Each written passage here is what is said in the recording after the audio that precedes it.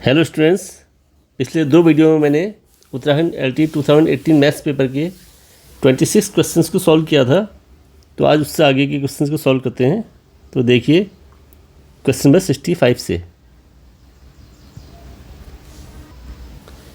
देखिए लिखा है इसमें, in multiplicative probability when events A and B are not independent then case कौन सा होगा बताना है हमें। तो इसके लिए देखिए क्या होता है।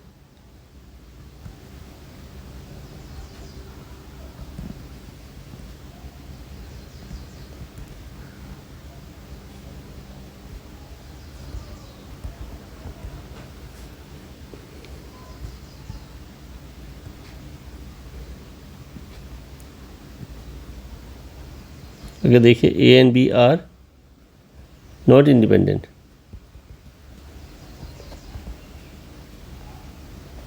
तो इसमें केस है आपका PAB equal PA PB/A।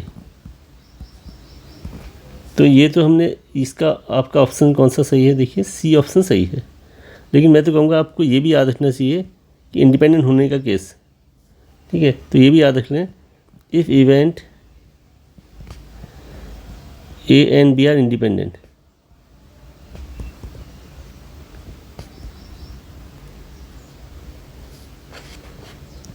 Then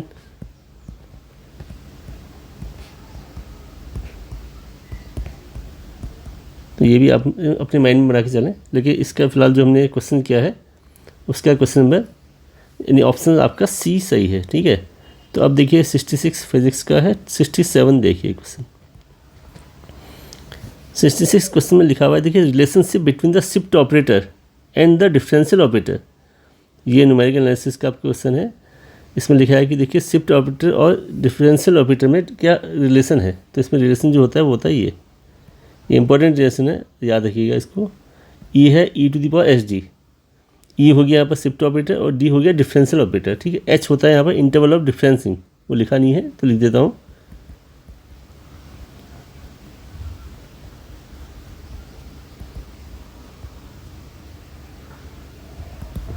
तो ये है आपका इंटरवल ऑफ डिफरेंसिंग। H है, E है शिफ्ट ऑपरेटर और D है डिफरेंशियल ऑपरेटर। तो इसका ऑप्शन आपका C करेक्ट है। तो 67 में C आंसर करेक्ट है।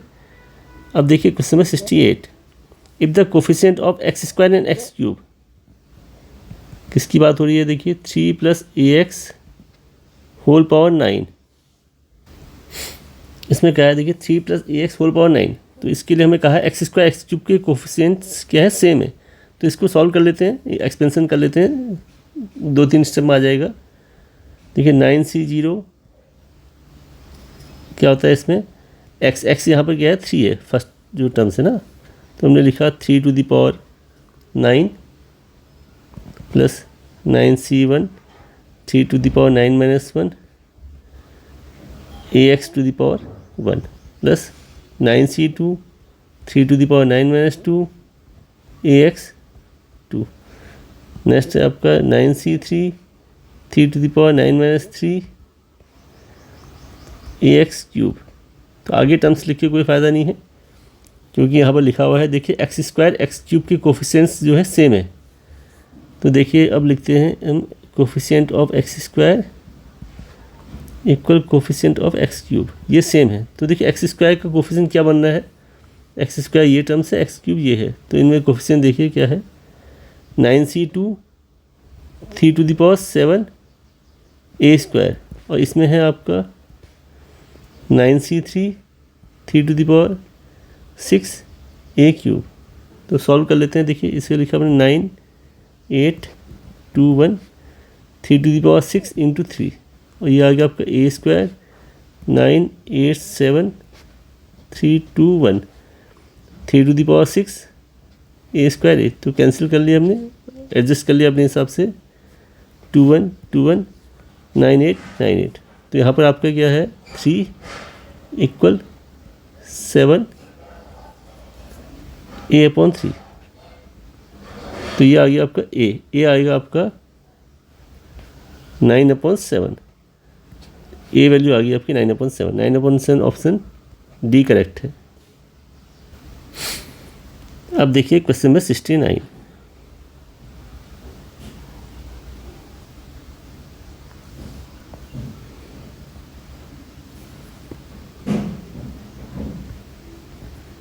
देखिए इसमें लिखा है, देखिए a missile is fired from the ground level rises x metre vertically upward in t seconds. आपको इसमें देखिए इसका रिलेशन दिया है आपको, x equal 100t minus 25/2 t square, ये गिवन है आप। अब आपसे कहा है कि the maximum height reached will be, ये क्या, देखिए मैक्सिमम हाइट कहाँ क्या होगी बताना है हमें, ठीक है। तो देखिए जब मैक्सिमम हाइट होगी आपकी, वहाँ पर वेलोसिटी क्या हो जाएगी, 0। तो मैं वेलोसिटी निकाल लेता हूँ इसकी, dx/dt। डिफ्रेंशिएट किया मैंने, 100 माइनस 25/2 2t, तो ये वैल्यू, तो देखिए ये आ गई velocity at maximum height. Maximum height पर क्या होगा आपका, dx/dt इक्वल 0। तो dx/dt कितना है आपका, 100 माइनस 25t इक्वल 0। तो इससे आपका t आ गया 4 सेकेंड। टाइम तो आ गया, लेकिन टाइम, ये टाइम वो है जो मैक्सिमम हाइट पर होगा, पहुंचने पर लगेगा आपका। इसका यूज़ कर लें तो हमें डिस्टेंस निकल जाएगी। तो देयरफॉर मैक्सिमम हाइट जो है आपकी,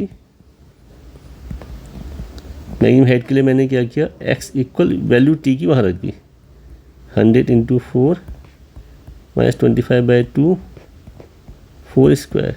तो ये बन गया आपका 400 माइनस ये आ गया आपका 200, तो बन गया 200 आ गया, 200 मीटर। तो ये आपका कौन सा ऑप्शन है सही, इसमें ए ऑप्शन करेक्ट है। तो ये आ गया आपका, ठीक है। अब देखिए इसमें क्वेश्चन नंबर 71।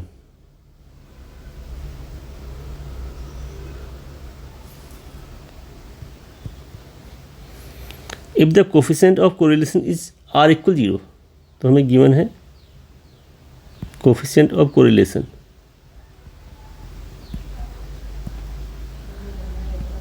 r equal 0। तो इसमें पूछा है कि लाइंस कैसी होंगी। तो ये ध्यान रखें, जब कोफिशिएंट कोरिलेशन 0 होता है तो उस समय लाइंस जो होंगी आपकी perpendicular to each other, then two line of regressions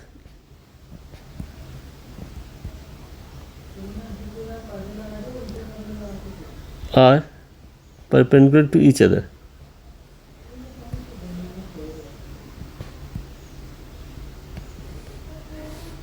तो ये आपका इसमें ऑप्शन हो गया बी करेक्ट। अब देखिए question number 72।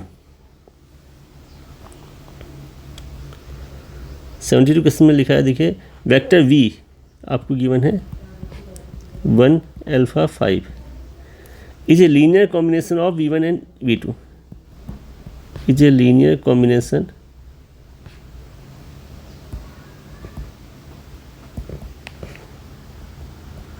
Of v1 and v2। तो लीनियर कॉम्बिनेशन के केस में क्या होता है, v क्या होगा आपका x v1 plus y v2। X Y कोई स्केलर है, तो हम इसका यूज़ कर लेते हैं। देखिए 1 अल्फा 5 इक्वल x, v को लिख देंगे हम, v वैल्यू क्या है आपकी, देखिए इसमें 1 माइनस 3 2 प्लस y, v2 लिख दिया हमने 2 माइनस 1 1। इसको सॉल्व कर लेते हैं। देखिए इससे आपका x minus 3x 2x plus 2y minus y y, x plus 2y minus 3x minus y 2x plus y। तो कंपेयर कर लेंगे, तो इसका है x plus 2y equal 1 minus 3x minus y equal alpha 2x plus y equal 5। अब इसको हम solve कर लेंगे। देखिए इससे हमें अल्फ़ा निकालना है, अल्फ़ा सेकंड में है और फर्स्ट और सेकंड थर्ड में कुछ नहीं है, तो इनको सॉल्व कर लेंगे फर्स्ट सेकंड को, इसको और इसको सॉल्व किया हमने। तो इसको लिख दिया हमने 2 से मल्टीप्लाई कर लिया, 2x plus 4y equal to 2x plus y equal 5। तो इससे आया आपको 3y इक्वल माइनस 3 y आ गया आपका -1, y -1 तो यहीं पे रख लेते हैं। देखिए x-2 = 1, x = 3, तो आपका एक तो y आ गया -1, एक x आ गया 3। इस वैल्यू को हम यूज़ कर लेंगे सेकंड इक्वेशन में जो हमने यूज़ नहीं किया अभी। तो -3x - y = alpha, value put की मैंने, ये लिख दिया। देखिए तो अल्फ़ा आ गया आपका -1 -9 + 1, तो ये वैल्यू बन गई आपकी -9 + 1 -8। तो x की वैल्यू आ गई आपकी -8। तो और ये ऑप्शन आपका इसमें डी ऑप्शन करेक्ट है। अच्छा, अब देखिए इसमें नेक्स्ट क्वेश्चन 73।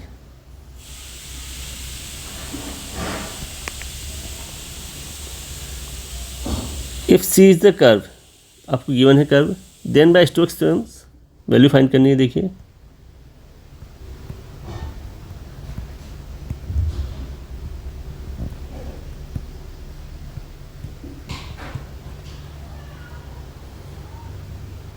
और आपको स्टोक्स थ्योरम्स के बारे में पता होना चाहिए, ध्यान रखिएगा इसका। ये होता है आपका F.dr इक्वल कर्ल F.n/ds। तो आपका मेन काम है कि आप कर्ल F निकाल लें। तो पहले F देख लो, F इससे पता चल जाएगा। ऊपर जो हमें गिवन है F क्या होगा, F होगा आपका yz i + zx j + xy k। तो मैंने क्या किया, इससे कर्ल F निकाल लिया। कर्ल F निकालने का फॉर्मूला है, डिटरमिनेंट की हेल्प से निकालेंगे, i j k, value put कर दी मैंने। देखिए पहले तो लिखेंगे del/del x, del/del y, del/del z। यहाँ पर आएगा आपका yz zx xy, सॉल्व कर लिया हमने। i del/del y xy, del/del z zx -j del/del x xy -del/del z yz। Third term को भी लिख लेते हैं, del/del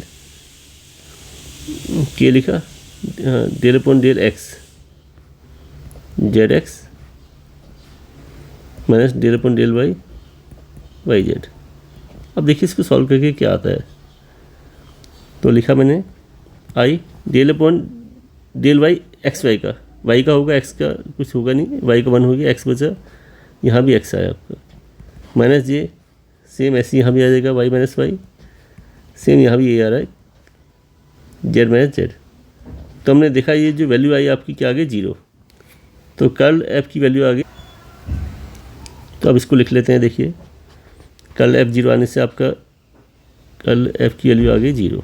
ये 0 आने से जो वैल्यू है आपकी क्या आ जाएगी, F.dr इक्वल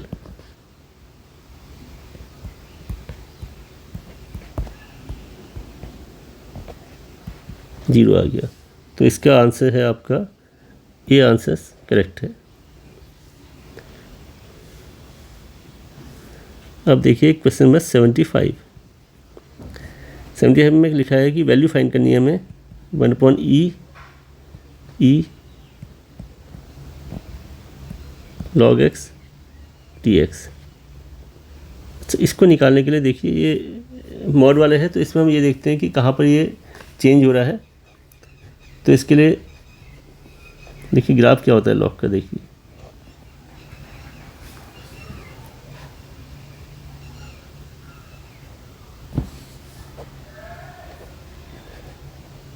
ये बन गया आपका 1 पे। देखिए मॉड के ग्राफ में क्या होता है, नीचे तो कुछ बनता नहीं है, तो ये जो नीचे है ये कहाँ आएगा, आपको ऊपर की ओर आ गया, ये बन गया।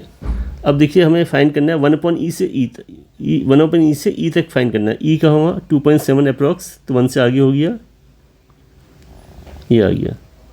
ये तो ये वैल्यू, ये हिस्सा निकालना है। ये 1/e 1/2.7 मीन्स 1 से पहले होगा, ये एरिया निकालना है, ये वैल्यू हमें निकालनी है। तो हम कहाँ से कहाँ लेंगे, देखिए ये है x = e, तो मैंने लिख दिया यहाँ पर 1/e से 1 तक log x dx क्या आएगा, नेगेटिव आ जाएगा लेफ्ट साइड में इसके, प्लस 1 से e log x dx। अब हम देखिए log x को पहले हम, ये बाय पार्ट से होता है तो इसको अलग से सॉल्व कर लेंगे। तो log x को मैंने अलग से सॉल्व किया, देखिए log x इंटू 1 करके, तो ये बन गया आपका log x into x by part है, माइनस log x का 1/x इंटू एक्स dx। तो ये वाली बन गई आपकी x log x minus x. इसका हम यूज़ कर लेंगे अब यहाँ पर। तो डेफिनेटली बाय पार्ट को अलग से सॉल्व कर लिए, कहीं मिस्टेक ना हो, तो मैंने इसको अलग से लिख दिया।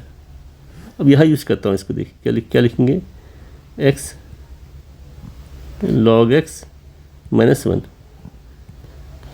और आपके बाहर से आ गया नेगेटिव, प्लस इस सेम ये वैल्यू है x log x minus 1,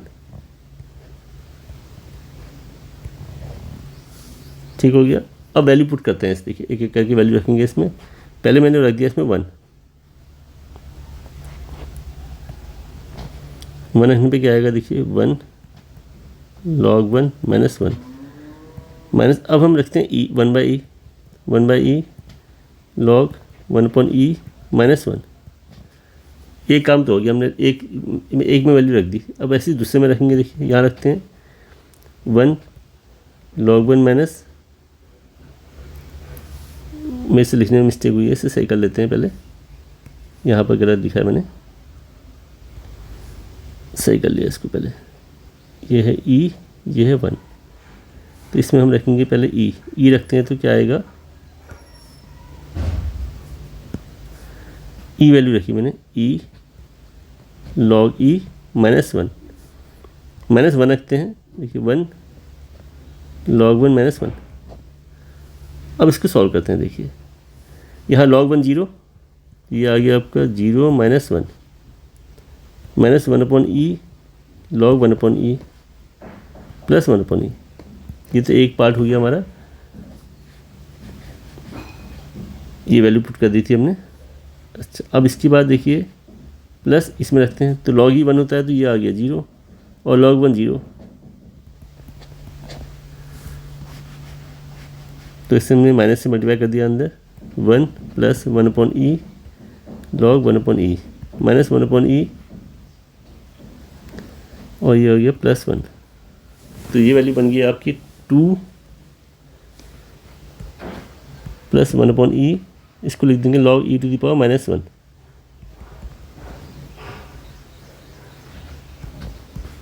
minus power आगे आ गई और log e होता है 1, तो ये आ गया आपका 2 माइनस 2/e। ऐसा ऑप्शन है कोई, 2 minus 2/e, A option correct. अच्छा, अब देखिए इसमें question number 76,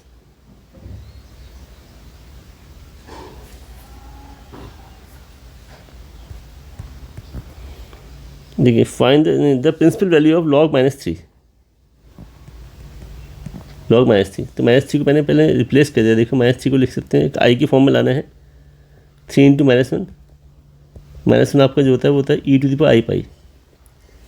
e to the power i pi क्या होगा, cos pi plus i sin pi, cos pi -1 i sin pi 0। तो यहाँ पर लिख दिया मैंने इसको log 3 into e to the power i pi. यहाँ पर हम log का प्रॉपर्टी लगा देंगे, log 3 plus log e to the power i pi, log 3 plus i pi log e, log e value 1 है, तो log 3 प्लस i पाई, तो ये आपका देखिए log 3 प्लस i पाई, इसमें 76 में आपका ए ऑप्शन करेक्ट है। तो स्टूडेंट्स आज के लिए इतना ही, मिलते हैं नेक्स्ट वीडियो में कुछ नए क्वेश्चंस के साथ। और अगर आपको आज का सेशन पसंद आया है तो वीडियो को लाइक करना ना भूलें, और नए वीडियो की नोटिफिकेशन पाने के लिए चैनल को सब्सक्राइब करें। तो मिलते हैं जल्दी ही। Okay, thank you.